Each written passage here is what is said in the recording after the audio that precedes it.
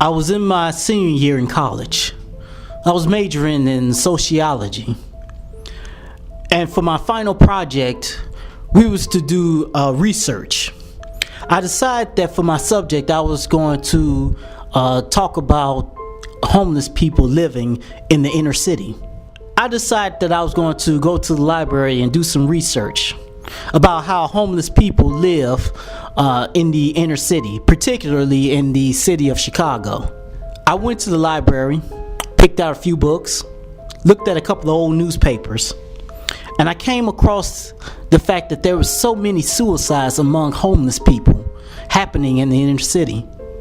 So I decided that in the middle of the night, I was going to go take a train to the downtown area of Chicago.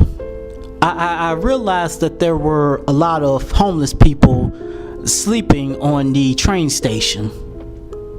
And so I just observed and reviewed. Not much to go on, but it was a start. And so as I returned to the library, I realized that there was something missing.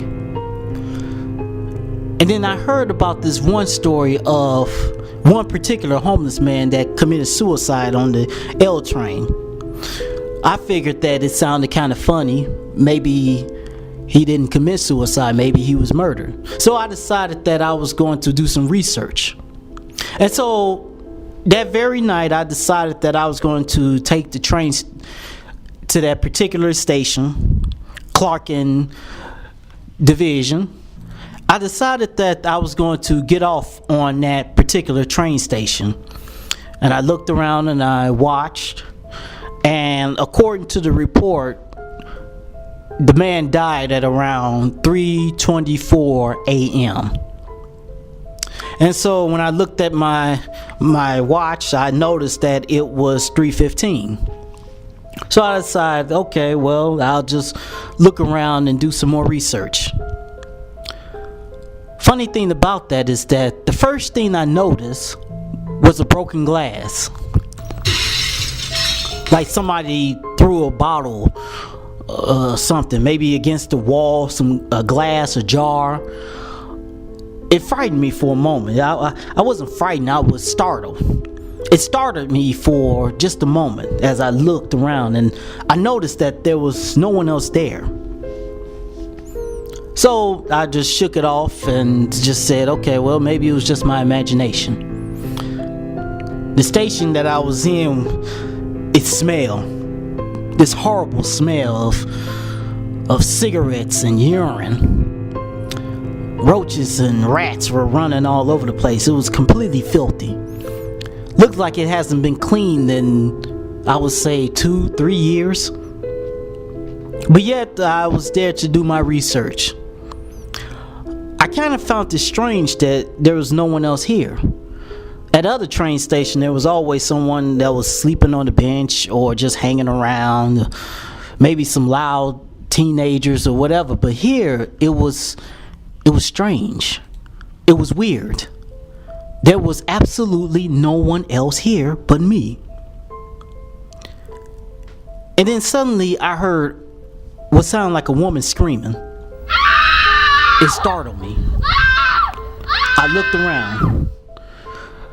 This time I decided that I was going to look even further. I checked everywhere as far as I could go. I noticed that there was nothing. I heard the broken glass. Then I heard a woman screaming. I went to where the train personnel would be, and there was no one there.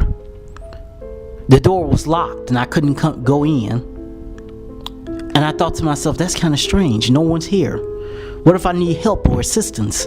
Shouldn't there be someone here 24 hours a day, 7 days a week? But there's no one. And then suddenly I heard a train coming. And I thought to myself, okay, well, it's almost over. I'm going to catch this train and I'm going to go on and go back home. So as the train was coming closer, I turned around and I looked and I saw a man or a silhouette running down the stairs. and he was running at high speed. And he was running directly toward me. I didn't think much of it at the time, but then I noticed that he wasn't slowing down. And I was thinking if he's catching a train, he doesn't have to run anymore. But yet as he got closer and closer, I found myself taking a step back. And then before I knew it, I started to walk away or even run. But before I can even do that, my back hit the wall. And this guy was still running straight towards me. I put up my fist. I thought that maybe the guy was here to rob me or something. But then suddenly, the man made a turn. And just as the train came, he jumped and leaped in front of the train. I couldn't believe what I saw. A man just jumped right in front of a moving train as it was arriving. He committed suicide right before my eyes. I ran to the personnel, the person who was running the train, the conductor, and I asked, "Did you just hit that guy?" And he responded to me by saying, "What guy?" And I said, "The man that was running. He jumped in front of the train. Didn't you see it?" And he looked at me and he said, "What are you talking about? There's no one." I said, "It can't be. I saw it. I saw it with my own eyes." And then he looked at me, but this time his eyes were bugged.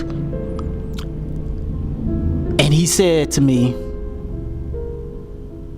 and I will never forget this, that's the third time this month.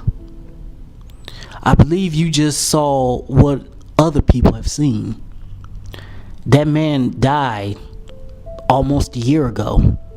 What you saw was, well, I don't know what you saw, a phantom, ghost, whatever you want to call it. But yeah, I've heard this story before. Sir, maybe this will be a good time for you to go home and get you some rest. I felt sick to my stomach. I was confused. I didn't know what to think. Is that what I thought I seen? Did I just see what I thought I saw? A ghost? A phantom? Is that what it was? I'm not sure. Can't say that I am sure. I don't know what to think anymore. But whatever it is, whatever has happened, at least I'm not the only one who have seen it. Since the train operator said it himself that I'm the third person this month, it's a good thing to know that at least I'm not crazy.